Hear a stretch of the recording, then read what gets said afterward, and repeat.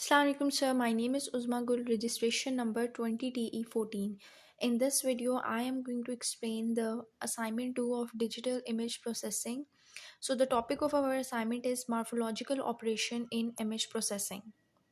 So moving towards the morphological image processing, basically ये हमारे पास एक process होता है जिसमें हम लोग एक image के अंदर जो objects होते हैं और structure को analyze कर रहे होते हैं और इसमें हम शेप और साइज़ ऑफ ऑब्जेक्ट्स को बेसिकली इसमें हम देख रहे होते हैं और ये हमारे पास एक यूज़फुल टास्क है जिसमें हम ऑब्जेक्ट को रिकॉग्नाइज कर रहे होते हैं एक ही इमेज के अंदर इमेज की नॉइज़ की रिडक्शन कर रहे होते हैं और इमेज को इन्हांस कर रहे होते हैं।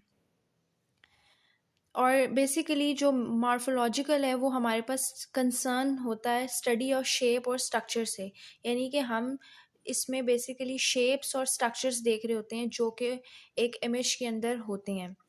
मॉर्फोलॉजिकल ऑपरेशंस जो हैं are fundamental in image processing and computer vision and they also play a crucial role in task such as image segmentation, feature extraction, noise reduction and object recognition.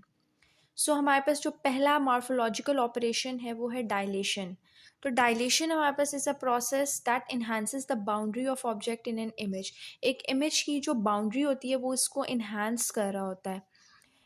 And other than that it involves a structuring element which is a pre defined shape, यानी कि pre defined shape का मतलब है या तो वो square हो सकता है, सर्कल हो सकता है और कोई भी custom shape, it can be a polygon or hexagon whatever, and a reference point within that element. जो हमारे पास स्ट्रक्चरिंग एलिमेंट है वो एक प्री डिफाइंड शेप होती है along with the reference point. Next है कि हमारे पास जो स्ट्रक्चरिंग एलिमेंट है वो हमारे पास हर इमेज के पिक्सल पे ले करता है। मतलब जो हमारे पास इमेज में जितने भी पिक्सल्स हैं उसके ऊपर ये स्ट्रक्चरिंग एलिमेंट होता है। And if any part of the element overlap with an object pixel the corresponding pixel in the result is set to object, यानी कि अगर ओवरलैपिंग हो जाती है उस पिक्सल की उस ऑब्जेक्ट के साथ, मगर मतलब अगर दोनों सेम हो जाते हैं तो वो हमारे पास इस तरीके से is the result is set to object. Dilation is effective for filling gaps. अच्छा, इसकी जो एप्लीकेशंस है वो है कि हमारे पास डायलेशन फिलिंग गैप्स, यानी कि अगर ऑब्जेक्ट्स के दरमियान कितना गैप है, कनेक्टिंग ब्रोकन स्ट्रक्चर्स के दरमियान कनेक्शन ये प्रोवाइड करता है, and increasing the size of object in an image. Moving towards the next operation जो कि है इरोजन। इरोजन बिल्कुल डायलेशन के ऑपोजिट है and it is use to erode away the boundaries of objects. उसमें हमारे पास हम बाउंड्रीज को ले रहे थे, इसमें अवे फ्रॉम द बाउंड्रीज है।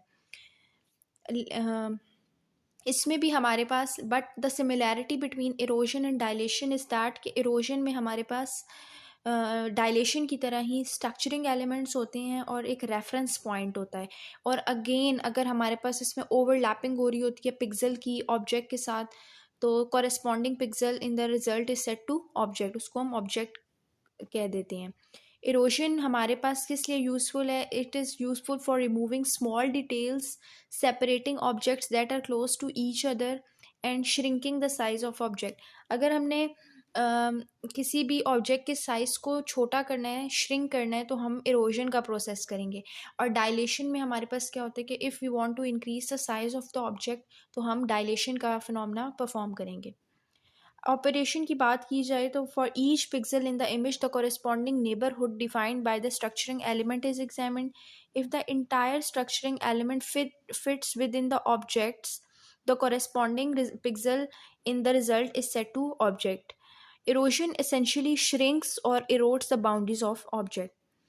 If we talk about the reference point तो हमारे पास reference point within the structuring element वो बहुत important होता है because it determines the pixel in the structuring element that is aligned with the pixel in the image being processed. And effects क्या हैं erosion के? कि erosion is effective in removing small details from the object, and it is also used to separate objects that are close to each other, particularly when space between them is smaller than the structuring element. If we talk about the applications of the erosion, So in image processing, erosion is often used in combination with other morphological operation like dilation, opening and closing. And in applications like binary image processing, erosion जो है वो हमारे पास use होता है to eliminate or noise and refine the shape of the objects. Now, talking about the next operation of morphological is that opening and closing. So, opening and closing are the compound operation that combines the dilation and erosion. Opening is performed by applying an erosion followed by a dilation. और जो हमारे पास closing होता है वो हमारे पास involve होता है dilation followed by erosion. इसमें हम डायलेशन कर रहे होते हैं with the help of erosion, and in opening में हम क्या करते हैं, इरोजन परफॉर्म कर रहे होते हैं with the help of dilation. इसमें डिफरेंस क्या है कि ओपनिंग में हमारे पास हम रिमूव कर रहे होते हैं स्मॉल ऑब्जेक्ट्स को और स्मूथ कर रहे होते हैं बाउंड्रीज ऑफ लार्ज ऑब्जेक्ट्स.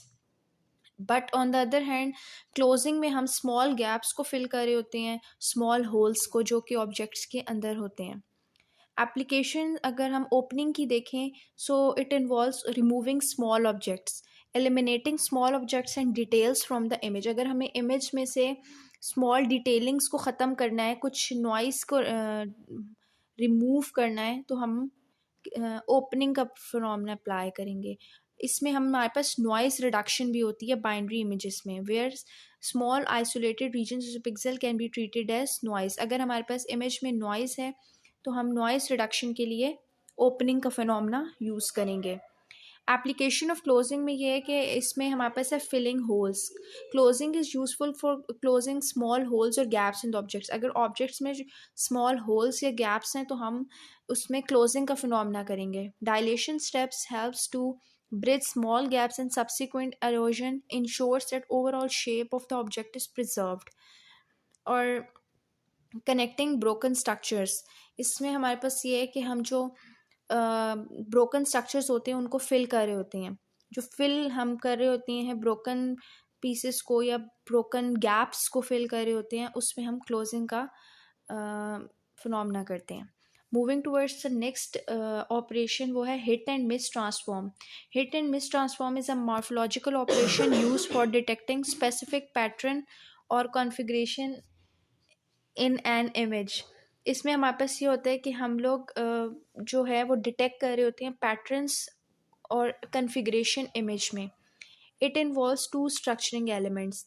इसमें हमारे पास दो स्ट्रक्चरिंग एलिमेंट्स होते हैं, one representing the object and other representing the background. एक ऑब्जेक्ट को रिप्रेजेंट कर होता है और एक उसके बैकग्राउंड को. The operation highlight regions where the object matches and the background doesn't, और vice versa.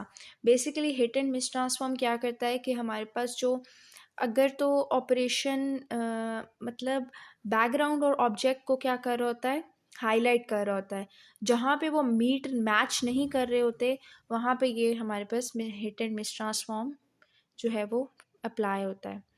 स्ट्रक्चरिंग एलिमेंट की बात की जाए तो object structuring element represents the pattern or configuration we are searching for in an image. Background structuring elements एक होते हैं. Background structuring elements कौन से होंगे कि जो रिप्रेजेंट करेंगे complement of the object, essentially the background और the absence of the pattern. Background basically हमारे पास एक प्लेन होता है, तो इसलिए इसमें एब्सेंस ऑफ पैटर्न जो है वो बैकग्राउंड स्ट्रक्चरिंग एलिमेंट्स होते हैं. If we talk about the applications of the hit and miss transform, so पहली एप्लीकेशन है शेप डिटेक्शन. ये हमारे पास जो शेप होती हैं, प्रिसाइज शेप्स होती हैं, उनको डिटेक्ट करता है, यानी arrangements of pixel in an image, कि किस तरीके से पिक्सल्स जो हैं एक इमेज में अरेंज हुई हुई हैं.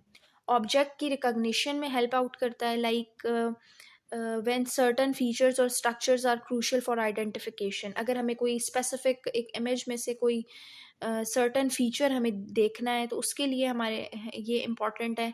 और अगर हम बाइनरी इमेज एनालिसिस में इसको देखें तो it helps to locate instances of those images in the those shapes in the image. So this is all the morphological operation in image processing. Thank you.